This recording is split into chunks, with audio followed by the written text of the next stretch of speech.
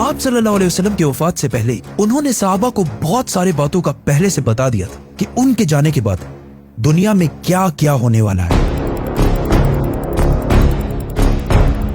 एक दिन हजरत उमर रज़ियल्लाहु ताला अन्हु बाकी सहाबा के साथ आप सल्लल्लाहु अलैहि वसल्लम के पास मस्जिद नबवी में बैठे हुए थे कि अचानक एक बहुत ही रोबदार और हैंडसम आदमी मस्जिद में दाखिल हुआ। उनके कपड़े एक्सट्रीमली व्हाइट और बाल बिल्कुल ब्लैक थे। उस दिन से पहले उन्हें मदीना में किसी ने भी नहीं देखा, मतलब वो मदीना के रहने वाले नहीं थे और उनके कपड़ों और बालों से बिल्कुल ऐसा नहीं लग रहा था कि वो कहीं दूर से ट्रेवल करके मदीना आए। मस्जिद में बैठे सारे सहाबा इस शख्स को गौर से देख रहे थे। वो आदमी सीधा मस्जिद नबवी के अंदर आया और आके रसूलुल्लाह सल्लल्लाहु अलैहि वसल्लम के बिल्कुल सामने बैठ गया और कहा, ए मोहम्मद, मुझे इस्लाम के बारे में बताएं। इस आदमी के जाने के बाद आप सल्लल्लाहु अलैहि वसल्लम ने सहाबा से पूछा कि क्या तुमने इस शख्स को पहचाना? ये जिब्रील अलैहिस्सलाम थे और तुम्हें तुम्हारा दीन सिखाने के लिए आए थे। आप सल्लल्लाहु अलैहि वसल्लम ने जिब्रील को इस्लाम के बारे में बताया कि अल्लाह के सिवा किसी को खुदा ना मानना, मोहम्मद को अल्लाह का रसूल मानना, नमाज, रोजा, ज़कात और हज अदा करना। जिस पर जिब्रील अलैहिस्सलाम ने कहा कि आपने बिल्कुल सच फरमाया। फिर जिब्रील अलैहिस्सलाम ने आप सल्लल्लाहु अलैहि वसल्लम से ईमान के बारे में पूछा। आप सल्लल्लाहु अलैहि वसल्लम ने फरमाया कि अल्लाह को मानना, उसके एंजल्स, फरिश्तों को मानना, उसकी किताबों को मानना, उसके पैगंबरों को मानना, आखिरत को मानना और तकदीर को मानना। जिस पर जिब्रील अलैहिस्सलाम ने फिर कहा कि आपने बिल्कुल सच फरमाया। जिब्रील अलैहिस्सलाम ने आप सल्लल्लाहु अलैहि वसल्लम से एहसान के बारे में भी पूछा और फिर जिब्रील अलैहिस्सलाम ने आप सल्लल्लाहु अलैहि वसल्लम से पूछा कि क़यामत, डे ऑफ जजमेंट, कब आएगी? जिस पर आप सल्लल्लाहु अलैहि वसल्लम ने कहा कि जितना आपको पता है सिर्फ उतना ही मुझे पता है, मतलब क़यामत के दिन का अल्लाह के सिवा किसी को भी नहीं पता। जिब्रील अलैहिस्सलाम ने यह सुनने के बाद फरमाया कि मुझे उस दिन के बारे में कुछ निशानियां बताएं।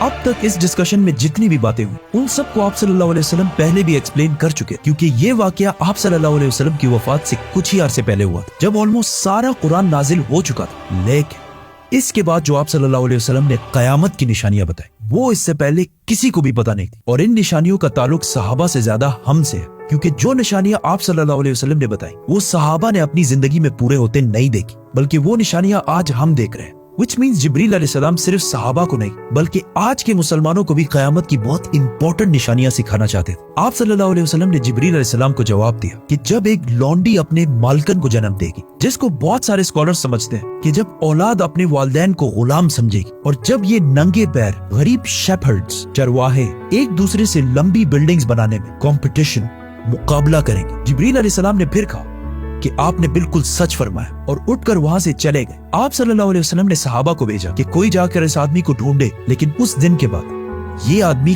किसी को भी नहीं दिखा।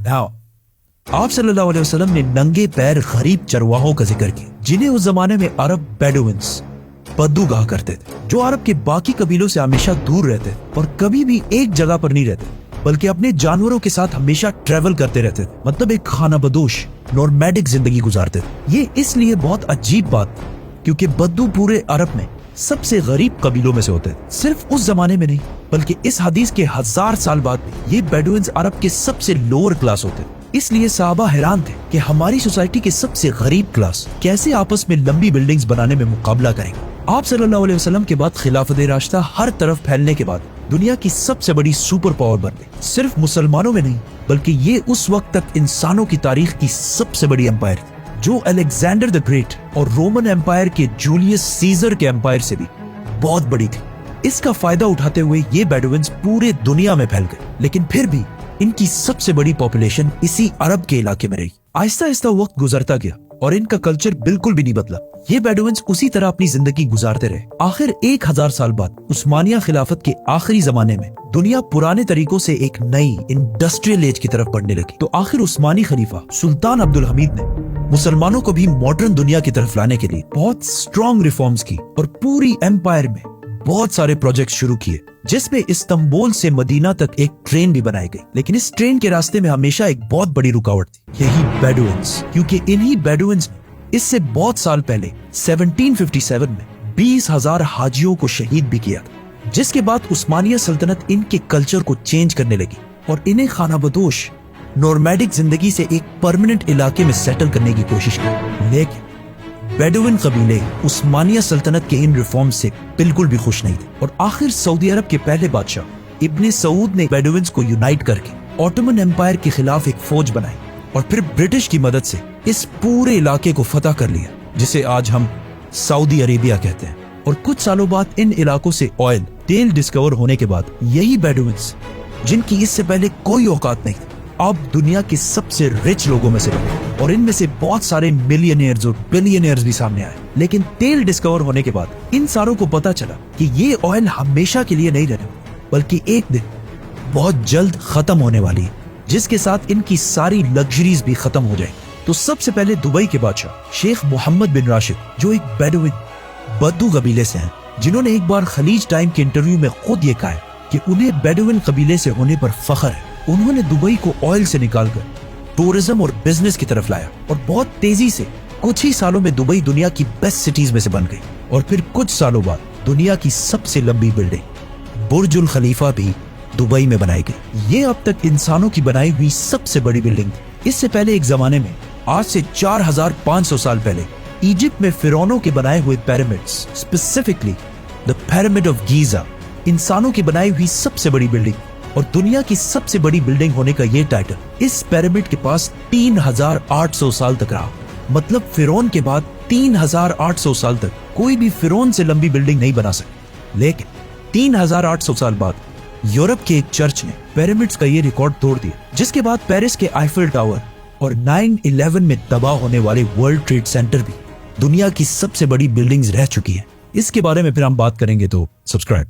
दुबई के इस अजीम कामयाबी को देखकर सऊदी ने भी इसे कॉपी करना शुरू किया और मक्का में काबा के बिल्कुल सामने दुनिया की चौथी सबसे बड़ी बिल्डिंग बनाई और कुछ ही साल बाद दुनिया की सबसे बड़ी बिल्डिंग का ऐलान करती है, किंगडम टावर या जद्दा टावर, जो दुबई के बुर्ज खलीफा से भी बड़ी होगी और इस तरह सऊदी यूएई से आगे निकल जाएगा। इस सारे प्रोजेक्ट को हेड करने वाले का नाम अल वलीद बिन तलाल है, जो कुछ साल पहले दुनिया के सबसे अमीर अरब, जिनके कबीले का ताल्लुक अगेन एक बेडुइन कबीले से, जिसके बाद दुबई ने सऊदी से दोबारा आगे निकलने के लिए दुबई में एक नई दुनिया की सबसे बड़ी बिल्डिंग बनाने का ऐलान किया, जो इन दोनों बुर्ज खलीफा और जद्दा टावर से भी बड़ी होगी।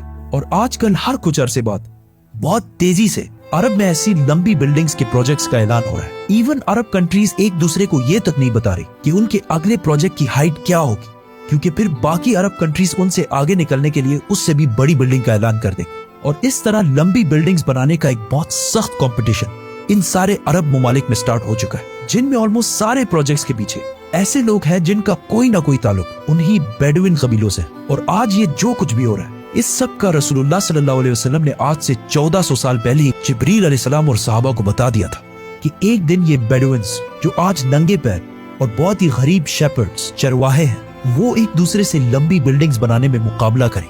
और ये कयामत की इतनी इंपॉर्टेंट निशानी कि जिब्रील अलैहिस्सलाम खुद मुसलमानों को ये सिखाने आए थे। और आज रसूलुल्लाह सल्लल्लाहु अलैहि वसल्लम की बताई हुई इस निशानी को हम अपने आंखों के सामने पूरा होते देख रहे हैं। सब्सक्राइब।